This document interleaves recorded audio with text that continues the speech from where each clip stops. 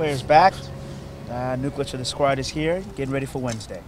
It's the status of the team, Coach. Well, it's a beautiful day. Smiles on my face, getting some players back, and training was good today. How's Flacco doing with his injury?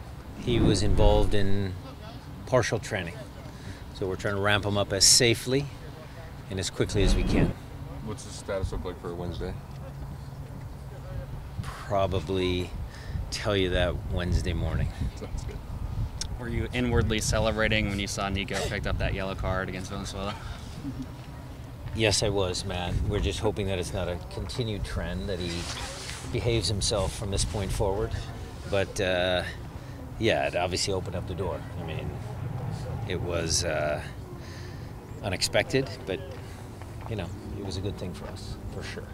For sure, and 5 yellow cards in 10 MLS games, I think. Is that just part of the way he plays? Is it a necessary symptom of how aggressive he is and how he likes to chase down balls and everything else? I think he just has to get used to the referees, the league, the way it works and everything, because, you know, some of the yellows weren't for bad tackles. So once he figures out the league, he's a smart kid. He'll figure it out. I expect that number to drop quickly. The other side of that is he is such a competitive guy. He came into a situation where we were desperate for wins that, you know, everybody was a little more aggressive just because we needed them to be that way. Sure. Coach, how would you evaluate Jordan's 30 minutes against Cuba? I don't know how anybody can evaluate that game other than it was a really historic event going back to Cuba, and you saw the stadium, but the field conditions, you can't really assess the game with that. I thought it was a great event, though. I mean, Aussie, the connection here, you know, my buddy Mike Anhauser in Charleston does a good job with, you know, finding Caribbean players, including Cuba. I mean, I thought the whole storyline of the U.S. going back to Cuba was a good one. Nico came back from playing in Commonwealth qualifiers. How did you see him today in regards to maybe his physical condition? He's tremendous. I mean, even though he flew last night or yesterday, he's in good physical condition. I mean, he played 60-some minutes, so the flight, just get the flight out of him, and he'll be ready to go on Wednesday. Do you think MLS could do a better job of working around the international breaks, or is that just sort of a necessary evil for the way the league is set up? Matt, I'm not an expert in that. You know, I always let Zig and Garth and those guys deal with that. Off the top of my head, I would say it's a necessary evil because, you know, soccer is the world's game, and these qualifiers, you know, they have to be put on. So we can't avoid it, especially with the influx of more world-class players to our league. I think it's just something we have to deal with. Coach, you have a chance to clinch a postseason spot on Wednesday.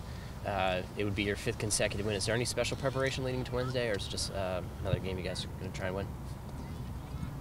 I'll repeat myself again. It's a must-win game for us. Every game, one game at a time. Wade's a good coach. Look, Wade has done a good job with Houston. We were down there not too long ago. I see the things that happen with his team. So even though their results might not be, you know, they're out of the playoff picture, that doesn't mean he's not going to do everything he can to prepare his team. And I'm going to do everything with Jimmy, Ante, Dave, the physical side of things to prepare our team. That's just that's what we're doing. We want to go out on Wednesday and have a good performance. You mentioned in the past that you were comfortable with the productivity that Álvaro has given you out wide. Now he's not with the team. How do you cope with that? Well, we brought Herc in to the game.